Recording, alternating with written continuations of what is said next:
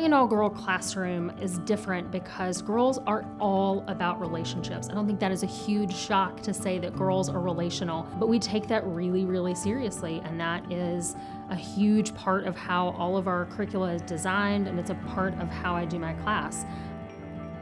I think the world language is extremely important for a girl to study. I think that it dovetails so neatly with other topics and other classes that girls are taking. We end up having a lot of very important interdisciplinary conversations in class. And it's also a way for girls to get to know the world internationally and also get to know their own communities. I think what pulls me into the classroom and makes me really invested in what the girls are learning how to think and say is a broader interest in the humanities. And by that I even mean what it means to be really human. It's really about learning how to communicate, how to listen, and how to speak your truth to other people. We're always focusing on how to help girls learn how to solve a problem. So whether you are trying to make an app, or you're trying to program a robot, or you're trying to build a circuit, it's always problem solving underneath. And with computer science in particular, we don't solve problems for ourselves. We're always trying to solve problems for other people. So it helps girls relate to one another. They have to put themselves in other people's shoes, so you're building empathy that way. And then when you're actually solving the problem, you have to work on thinking about how to break it down into its little pieces.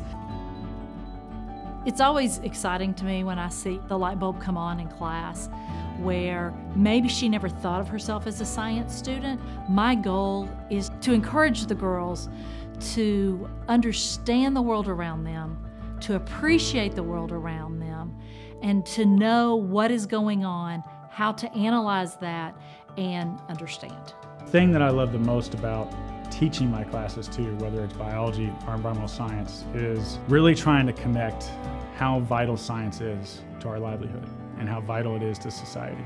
And so we are all good scientists and we all use the scientific method, but we don't think about using the scientific method. And so whether it's 9th grade or whether it's 11th and 12th grade, trying to really get them to see how science is something that we use every day. But then for those 11th and 12th graders, it's also about trying to prepare them for that next step. And being that I was a professor for nearly 10 years, I feel like I'm really able to show these girls what it's going to be like when they go to that next step, so they can be that much more prepared. I think math for girls is an interesting paradox, because I think it's important that we have single-sex classes for math, because I think that when they hit middle school, they start to become a little unsure of themselves, and I think they start to compete with boys, and they start to worry about all of that, about being right or wrong. And I think in a girls' school, they can make those mistakes, and I think math is all about making mistakes and then learning from them. There are so many life skills that are learned through movement and through choreography and through a dance class. For one, you have to be on time and prepared, and you have to be very disciplined when you take a class. Another important life skill that you learn through dance that I think is possibly the most important is fall and recovery. It's actually a literal skill. We do a lot of falls and figuring out how to look good when we come up, but also it's a figurative skill in the sense that we're going to fail. You have to fail in order to create greatness. The skills I think that they are going to pick up in the fine arts, following directions, but they also learn that skill that being creative is going to always work for them and work to their advantage. So being open to hearing what other people say, being open to correction if it needs to be corrected, but also learning how to find their voice. And that's a really neat skill for them to have, is they learn that their voice is incredibly important and what they have to say, it matters.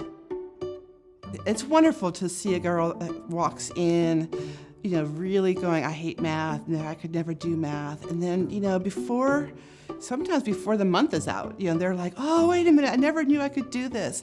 It's really, really exciting, especially as a woman who's teaching them, because when I was their age, I sort of struggled with math because I didn't have that confidence, and my teachers weren't always supportive of me as a girl. So obviously that's one of the main reasons I'm teaching math, is to get them excited about it and know that they can with enough work, enough effort. It's all about growth mindset, knowing that sure, maybe you didn't have the best exposure last year, but I'm going to take you where you are and I'm going to get you where you need to be.